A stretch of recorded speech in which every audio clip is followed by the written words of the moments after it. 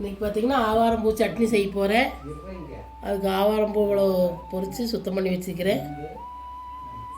சட்னி செய்ய தேவையான பொருள் பார்த்திங்கன்னா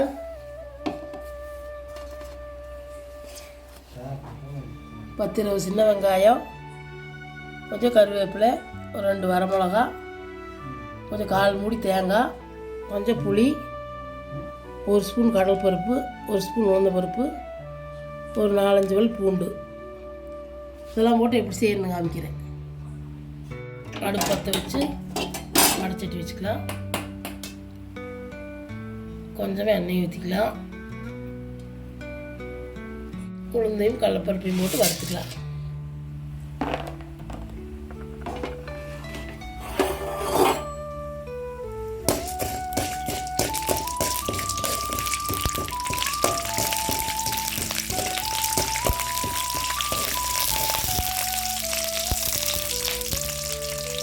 வதங்கினதுக்கப்புறம் வெங்காயத்தை போட்டுக்கலாம்.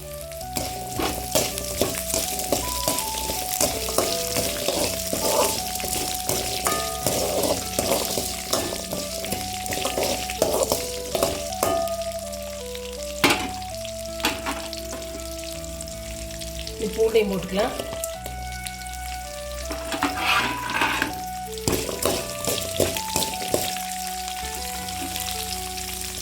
மிளகாயும் போட்டுக்கலாம். சட்னி பார்த்தீங்கன்னா சுகர் போய் சாப்பிட்டா நல்லது. சாப்பிடுவோம்.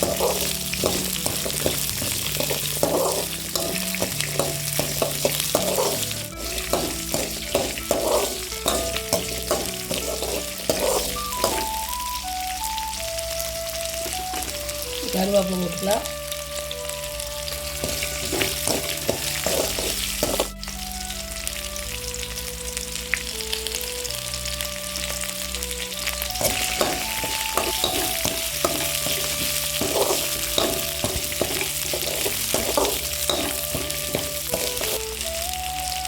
வெங்காயம் கொஞ்சம் வதங்கினதுக்கப்புறம் ஆவாரம்பூ சேர்த்துக்கலாம்.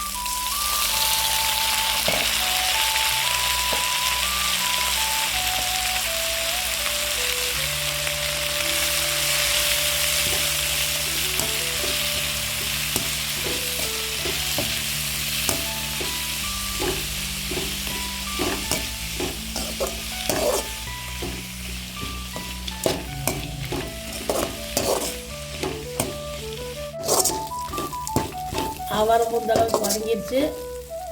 தேங்காயும் புளியும் சேர்த்துக்கலாம்.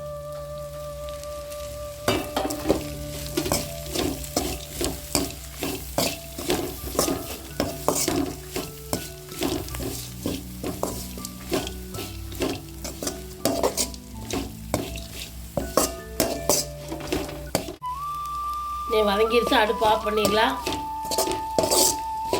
தேவையான அளவு உப்பு சேர்த்துக்கலாம்.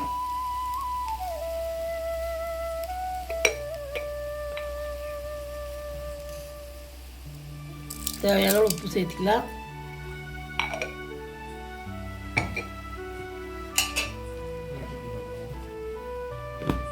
கொஞ்சம் மஞ்சத்தூள் சேர்த்துக்கலாம்.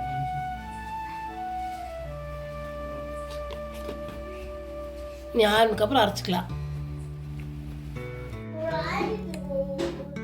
பார்த்தீங்கன்னா ஆவாரம்பூ சட்னி அரைச்சாச்சு.